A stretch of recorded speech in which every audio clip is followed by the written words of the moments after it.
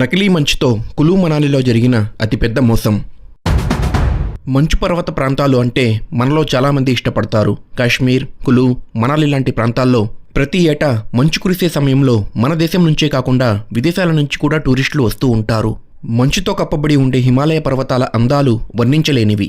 కానీ మంచు పేరిట జరిగిన ఒక మోసం గురించి ఇప్పుడు మీకు చెప్పబోతున్నాను. గత వారం కొందరు పర్యాటకులు హిమాచల్ ప్రదేశ్లోని మనాలికి వెళ్లారు. వాళ్లు బుక్ చేసుకున్న టూర్ ప్యాకేజీలో మంచులో ఆడే ఐస్ స్కేటింగ్ లాంటి ఆటల కోసం ప్రత్యేకంగా రుసుమును కూడా టూర్ ఆర్గనైజర్స్ వసూలు చేశారు. కానీ తీరా అక్కడికి వెళ్లిన పర్యాటకులు అక్కడి మంచును చూసి షాక్ అయ్యారు. ఎందుకంటే అది అసలు మంచు కాదు, ట్రక్కుల్లో తరలించి పర్వతాల్లో చెల్లించిన కృత్రిమ మంచు. ఈ ఏడాది మనాలిలో మంచు కురవడం ఆలస్యం అవ్వడంతో ఇలా కృత్రిమ మంచు తెచ్చి చల్లి టూరిస్టులను మోసం చేస్తున్నారు.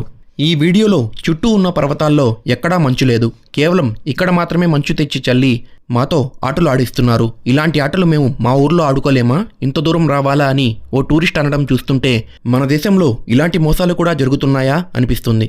దీనిపై మీ అభిప్రాయాన్ని కమెంట్స్ ద్వారా తెలియజేయండి ఫ్రెండ్స్.